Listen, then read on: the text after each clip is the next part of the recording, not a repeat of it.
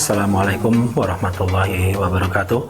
Alhamdulillahirabbil alamin, wassalatu wassalamu ala asyrofil anbiya'i wal mursalin wa ala alihi wa ashabihi wa man tabi'ahum bi ihsanin ila yaumiddin, amma ba'du. Sahabat semuanya dimanapun kalian berada, kita bertemu kembali dalam kesempatan kali ini untuk kembali melanjutkan membaca, mempelajari dan mutola'ah Kitabus Syiyam, mempelajari tentang fikih-fikih puasa dan yang berkaitan dengan bulan yang mulia ini. Alhamdulillah kita sekarang memasuki pertemuan ke-9 dan kita buka halaman 40. Kita masih melanjutkan pembahasan sebelumnya, yaitu tentang ketaatan-ketaatan, bentuk-bentuk takarrub kepada Allah apa saja yang bisa kita lakukan. Di antaranya adalah tadarus atau mudarasah Al-Quran, membaca Al-Quran dan menghatamkan Al-Quran. Masih kita lanjutkan pada halaman 40 paragraf terakhir di situ, wa yustahab an takuna mudarasatul Quran wa tilawatuhu fil lail khassatan. Dianjurkan tadarus tersebut dilakukan pada malam hari. Qala ta'ala inna nasyiatal laili hiya asyaddu wa muqila. Sungguh bangun malam itu lebih kuat mengisi jiwa dan bacaan di waktu itu lebih berkesan atau lebih mengena. Al-Muzammil ayat 6. Nasyiatal lail adalah an-nufus allati yurabbihal lail wa yansha'uha ala tilawatihi, adalah jiwa yang terlatih di malam hari untuk membaca, mentadaburi dan tilawah Al-Quran. Wahia aidon tilkal waridat, adalah dorongan-dorongan, jadi ruhaniyah, jadi dorongan-dorongan rohani dan juga sinar nurani yang telah membuka kegelapan malam, sebagaimana disampaikan oleh Imam Ar-Razi dalam tafsirnya. Fatilkan nufus as-sadiqah, adalah jiwa-jiwa yang jujur, yang membenarkan, yang telah dididik oleh cahaya Al-Quran pada malam hari. Hiya asyaddu wa aqwa mukila ay a'zamu sabatan wa ta'thira, lebih teguh, lebih berpengaruh, lebih berkesan dan lebih mengena.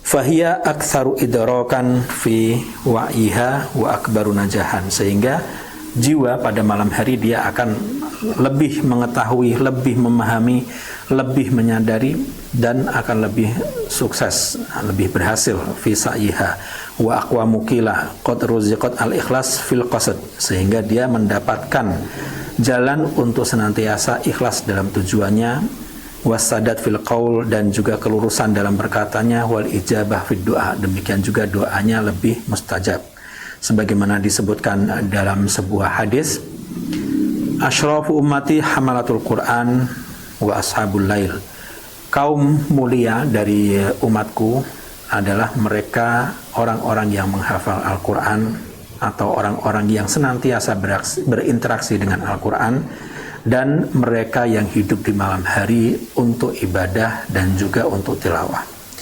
Wa fil qiraa'ah as-sahihah al-ukhra hiya asyaddu wit'a ay muwata'atan wa tisaqan wa tawa'uman wa insijaman. Kalau dalam qiraat yang lain ada yang membacanya asyaddu wit'a, bukan asyaddu wat'a. Artinya apa? Dia lebih selaras, lebih mengena dan lebih serasi, gitu kan. Dan keserasian atau keselarasan tersebut muncul antara hati dan lisan dan juga anggota tubuh kita bagi orang-orang yang membacanya. Dan juga terjadi at-tawafuq, keselarasan, keterpaduan bainal amr asy-syar'i bil qiraa'ah lailan wa bainal amr al-kauni fi nuzulil Qur'an al-lailan. Jadi ada keserasian juga mengapa dianjurkan untuk membaca Al-Quran di malam hari dan mengapa Al-Quran juga turun di malam hari.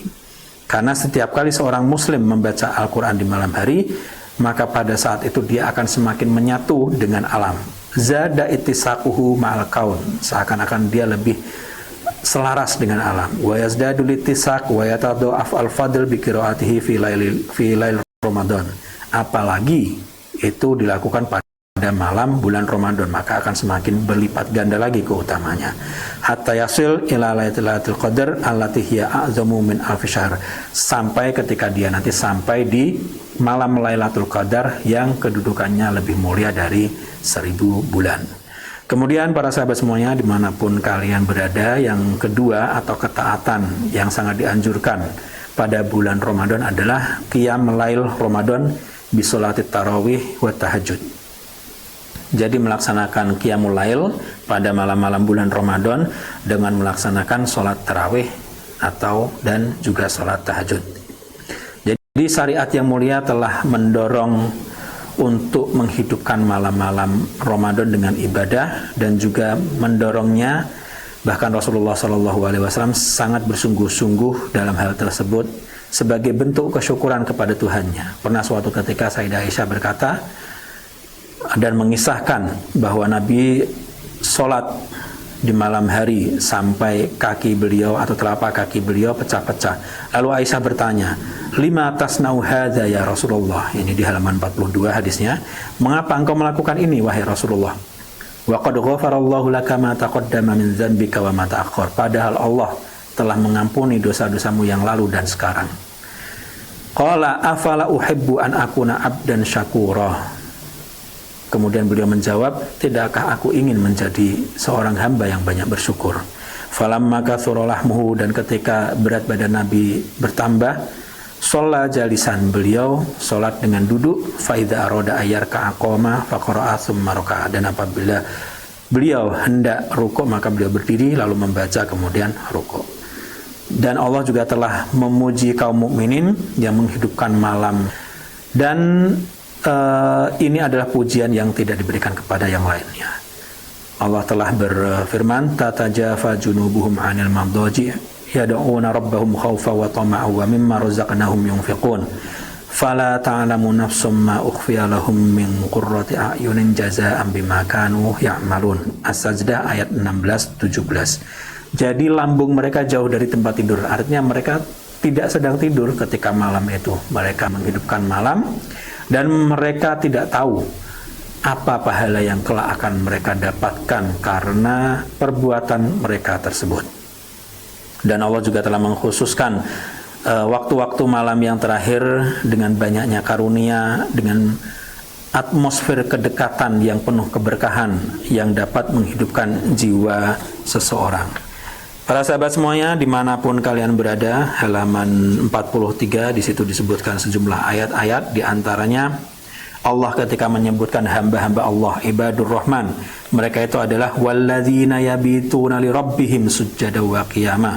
Al-Furqan ayat 64. Kemudian disebutkan tentang pahalanya bahwa Allah berfirman, ulaikal ladzina yujzauna al-ghurfata bima sabaru wa yulaqqawna fiha tahiyyatan wa salama khalidina fiha hasunat mustaqarra wa maqama. Al-Furqan ayat 75 hingga 76. Kemudian Sayyidah Aisyah juga dalam sebuah hadis telah berkata, tuhaditsu an sholati sayyidina Rasulullah sallallahu alaihi wasallam akhiral lail. Jadi Sayyidah Aisyah mengisahkan kepada kita bagaimana sholat baginda Nabi sallallahu alaihi wasallam di akhir malam.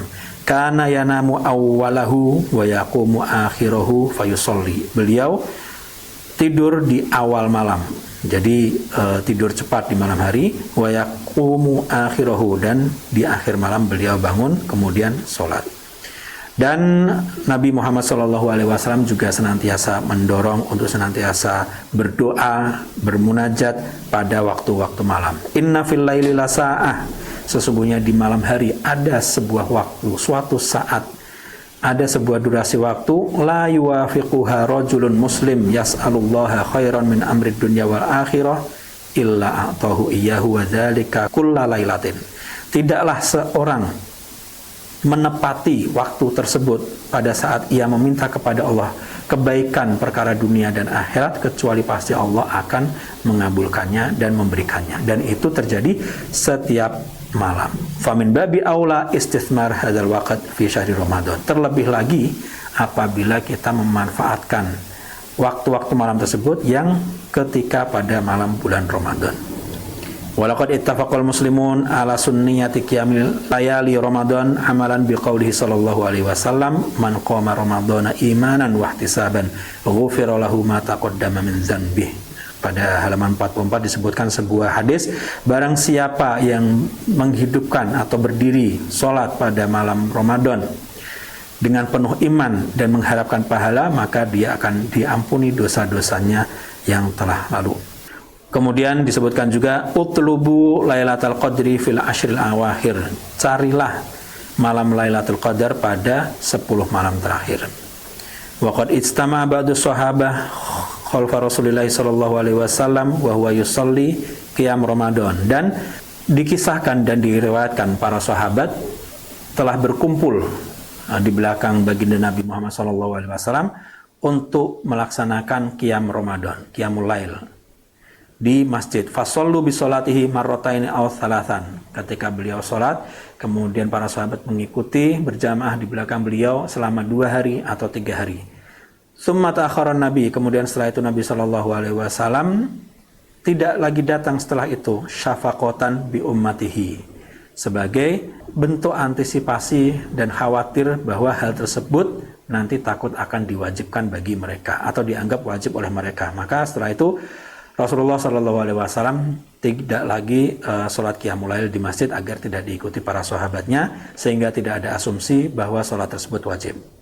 Dan Rasulullah Shallallahu Alaihi Wasallam, sebagaimana dikisahkan oleh Ummul Mukminin Sayyidah Aisyah radhiyallahu taala anha, sholat dzata lailatin fil masjid fa sholla bi sholatihi nas. Beliau suatu ketika sholat di masjid, lalu orang-orang pun sholat bersama beliau di belakangnya. Summa sholla minal qabilah fakathuran nas. Lalu pada hari berikutnya beliau sholat juga lagi, sholat malam atau qiyamul lail itu tadi. Maka orang-orang semakin banyak. Summa istama'u minal lailah ats-tsalitsah awir rabi'ah falam yakhruj ilaihim Rasulullah sallallahu alaihi wasallam. Lalu pada malam ketiga dan malam keempat para sahabat sudah berkumpul menunggu Nabi, tapi beliau tidak kunjung keluar dan beliau tidak lagi sholat bersama mereka. Falamma asbaha qala qad ra'aitul ladzi sana'tum wa lam yamna'ni minal khuruji ilaikum illa anni khasyitu an tufrada alaikum. Aku sesungguhnya sudah tahu kalian berkumpul, apa yang kalian lakukan di sana. Tetapi aku tidak keluar karena aku khawatir nanti itu akan menjadi wajib bagi kalian atau kalian menganggapnya sebagai sebuah kewajiban. Wadzalika fi Ramadan, kata Sayyidah Aisyah, bahwa itu terjadi pada malam bulan Ramadan. Dan telah diriwayatkan juga dari Hakim dari Nu'man bin Bashir radhiyallahu anhuma bahwa ia berkata, kami sholat bersama Rasulullah sallallahu alaihi wasallam pada bulan Ramadan pada malam 23 hingga sepertiga malam. Kemudian kami sholat lagi bersama beliau pada malam 25 hingga pertengahan malam. Kemudian kami sholat lagi bersama beliau pada malam 27 hingga pertengahan malam. Lalu kami kembali sholat bersama beliau pada malam 27 hatta dzananna alla nudrikal falah, itu di halaman 45. Sampai-sampai kami mengira ini kayaknya kita tidak akan mendapatkan kemenangan, al-falah, kemenangan. Wa kunna nusammihal falaha wa antum tusammuna sahur. Dulu kami menamakan waktu sahur itu dengan al-falah, kemenangan. Sedangkan kalian sekarang menamakannya dengan nama sahur. Artinya pada malam tersebut mereka sholat sampai malam, gitu kan. Sampai sepertiga malam, sampai pertengahan malam, sampai kemudian yang terakhir sampai mendekati sahur. Sampai-sampai kami mengira kayaknya kami tidak akan sahur ini. Qala al-Hakim fihi dalil al-wadih. Dalam hadis ini terdapat dalil yang jelas bahwa sholat tarawih di masjid-masjid itu adalah sunnah, perkara yang disunnahkan. Wa qad kana Ali bin Abi Thalib radhiyallahu anhu yahussu Umar radhiyallahu anhu ala iqamati hadhihi sunnah illa an aqamaha. Kemudian Ali bin Abi Thalib merekomendasikan hal tersebut kepada Umar bin Khattab, hingga kemudian Umar bin Khattab pun atau dalam masa khilafahnya menyelenggarakan sholat tarawih dan menjalankannya. Para sahabat semuanya, dimanapun kalian berada, itulah tadi penjelasan seputar tentang perkara-perkara yang disunahkan, ketaatan-ketaatan yang hendaknya kita lakukan. Di antaranya adalah qiyamul lail dengan sholat tarawih dan sholat tahajud. Barakallahu fikum, bertemu kembali insyaallah esok hari. Wassalamualaikum warahmatullahi wabarakatuh.